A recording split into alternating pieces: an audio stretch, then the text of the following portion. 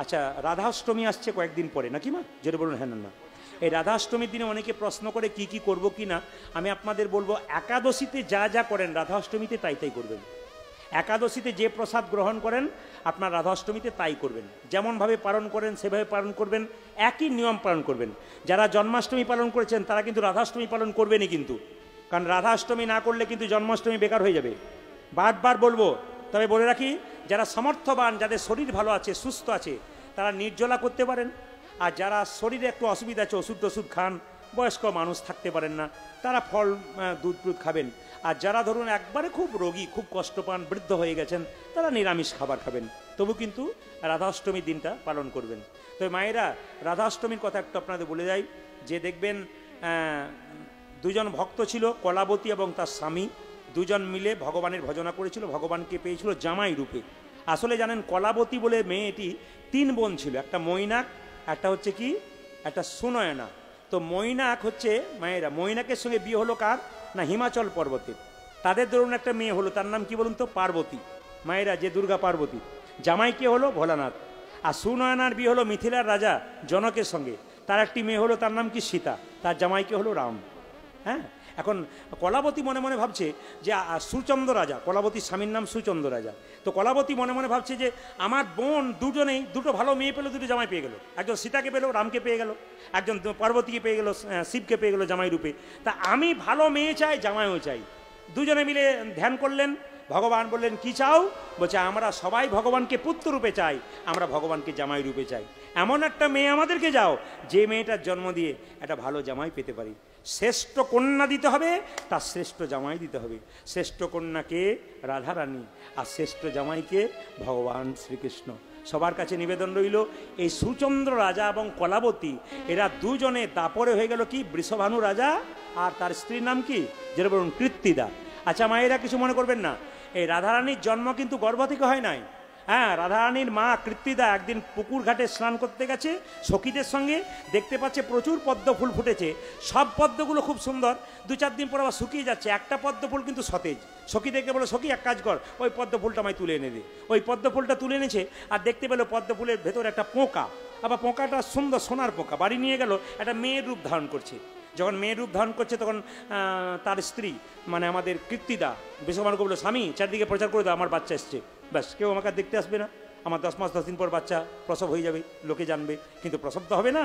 ওই ফুলের মধ্যে যে ছোট্ট বাচ্চা পোকাটা রাধারানীর রূপ ধারণ করছে মেয়ের। আস্তে আস্তে যখন 10 মাস 10 দিন হয়ে গেল, চারিদিকে প্রচার হয়ে গেল, রাধারানীর জন্ম হয়েছে। কিন্তু মা, একটা শর্ত কি জানেন? রাধারানী শর্ত করেছে, আমি জীবনে জন্ম নেব, কিন্তু চোখ খুলবো কাকে? কৃষ্ণকে দেখে, ভগবানকে দেখে, তার আগে চোখ খুলবো না। আমি আপনাদের সামনে নিবেদন রাখতে চাই, এর থেকে একটা শিক্ষা আছে।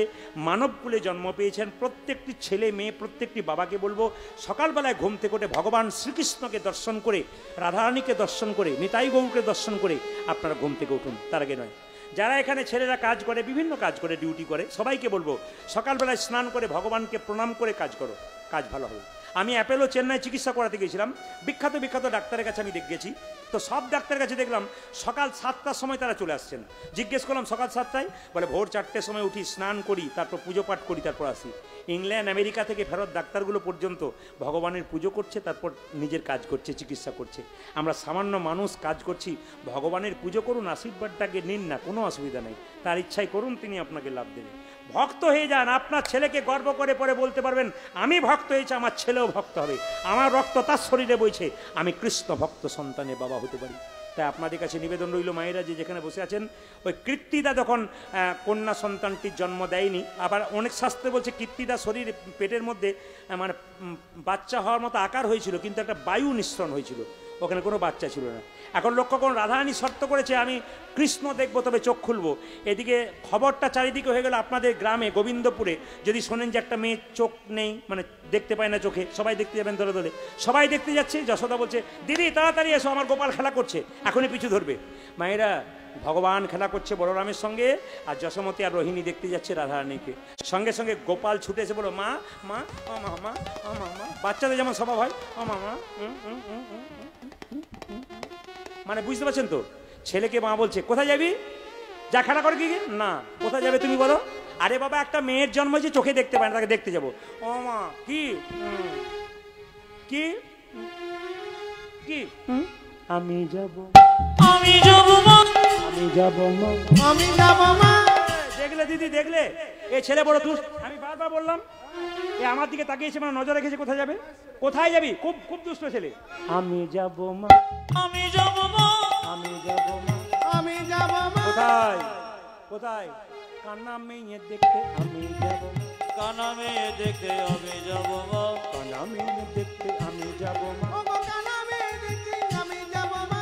কান্না মেয়ে দেখতে কেমন, কান্না মেয়ে দেখতে আমি যাব, ওদের কানা মেয়ে দেখতে আলো, কানা মেয়ে দেখতে আমি যাব মা। এখন মা যশোদা দেখলো গোপাল যখন যাবে এরকম করে ধরেছে, সবাই তাকান। মা তো ছেলেকে খুব আদর, আচ্ছা ছেলে বটে বাবু, একে যত্ন করে নিয়ে যায়, নইলে ছেলে উল্টো পাল্টা জায়গায় চলে যাবে। গোপালকে ওই দেখি তোর কোড়ে আঙুলটা দেখি দেখি দেখি দেখি দেখি দেখি দেখি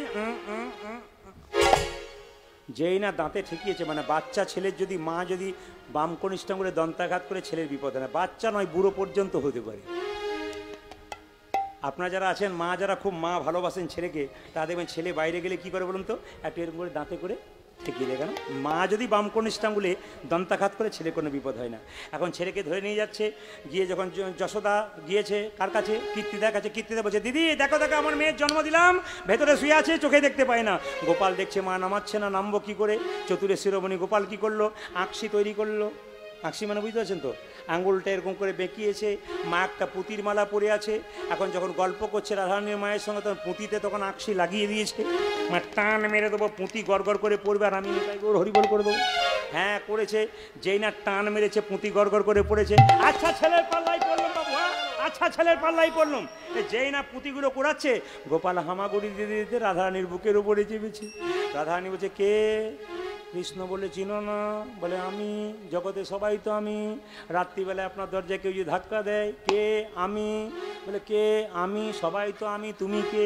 রাধারানী ওই একই কথা জিজ্ঞেস করছে, চোখে দেখতে পায় না, কে? আমি, আমি এসেছি, আমি এসেছি, আমি এসেছি, আমি এসেছি। আরে আমি করে আমিটাকে ভালোবেসেছি, ভালোবেসেছি, আমি যে তোমায় ভালোবেসেছি, আজ আমি যে তোমায় ভালোবেসেছি, আমি যে তোমায় ভালোবেসেছি, আমি যে তোমায় ভালোবেসেছি, তাই তো তোমার কাছে এসেছি,